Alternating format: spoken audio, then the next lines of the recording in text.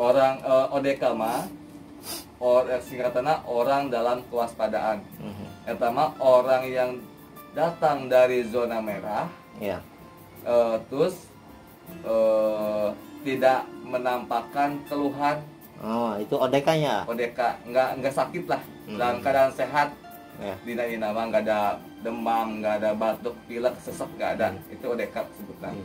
Nah, kalau misalnya orang yang dalam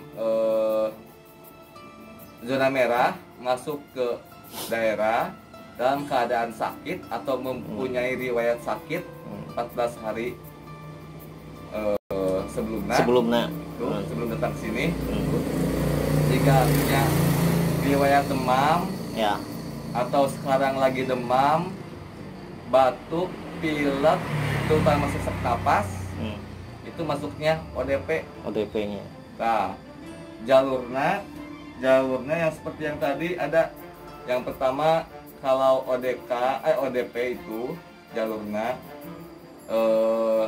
pertama lapor ke perangkat desa, tetap pas datang lapor ke perangkat desa, saran ke bidan desa. Setelah itu bidan desa pengen memberi obat sesuai dengan keluhan yang ada. Iya. Nah, sambil disarankan untuk karantina mandiri selama 14 hari. Selama 14 hari eta bidan bakal mengecek via telepon kondisinya selama 14 hari. Jadi via telepon.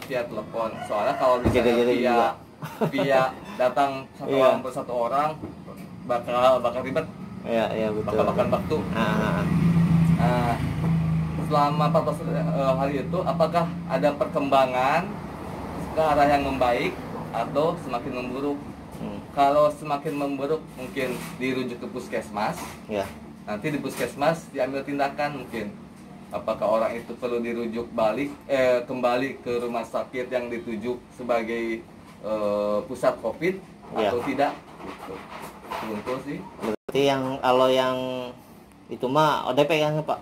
ODP semua yang di ini ODP yang menentukan. Kalau nanti misalkan terbukti dalam 14 hari dalam masa pemantauan terjangkit, berarti itu masuknya ke PDP enggak? Enggak, masih di sini Mas. Oh, masih sebelum ODP. Masuk ke rumah sakit Mas, masih ODP. Oh gitu. Yang menentukan PDP terus confirm suspek itu rumah sakit. Oh, pihak rumah sakit. Mohon. Soalnya kita nggak punya alat memeriksa betul. orang tersebut. Jadi gitu. tidak berhak untuk menentukan. Tidak masyarakat betul. Atau orang puskes pun tidak berhak untuk menentukan bahwa dia itu terjangkit corona. Ya. Nggak bisa. Yang menentukan itu rumah sakit yang ditunjuk pemerintah. Berarti sebagai pusat. Ya. Kalau kita mah berarti kemana? Kalau dari Kecamatan Selajambe, kalau misal ada. Apanya? Kalau ada yang misalkan gejala yang menunjukkan terjangkit misalkan, pemeriksaan lebih lanjut kemana? Ke Kuningan atau kemana dirujuknya? Yang ini terjangkitnya gimana? Misalkan dari yang di karantina itu ternyata ada. Ya. Kalau karantina memburuk, bawa aja ke puskes. Oh, ke puskes dulu, terus lalu puskes menentukan apa dia harus dirujuk balik ke pusat COVID atau cukup dengan perawatan di sini di puskes saja. Kalau sekiranya cukup di sini ya udah di sini. Di sini alhamdulillah. Tapi nggak ketahuan kan dia PDP atau enggak ya. Makanya kan di sini kan Betul. ada pertimbangan lagi nantinya. Iya. Kalau misalnya dalam 1 hari 2 hari ada ke arah membaik, mungkin alhamdulillah syukur. Iya. Kalau misalnya tidak ada perkembangan atau semakin memburuk, Ya. Berarti kita rujukannya dari Selajame ke Kuningan dulu. ke Kuningan, ke rumah sakit 45 langsung. Oh, dari rumah sakit 45 bisa menentukan juga itu. Ya, Bisa. langsung ditentukan sama rumah sakit 45. Itu berarti rujukan kita ya ke sana. Ya, nggak boleh dirujuk sama keluarga, harus oleh pihak puskesmas. Soalnya puskesmas juga harus menelpon ke pusat COVID-nya. Iya. Kalau misalnya nggak nelpon dulu, nggak bakal diterima soalnya. Iya. Himbauan untuk masyarakat, Pak. Himbauan untuk masyarakat untuk saat ini dimohonkan untuk stay di rumah, ya, seperti himbauan pemerintah di social distancing.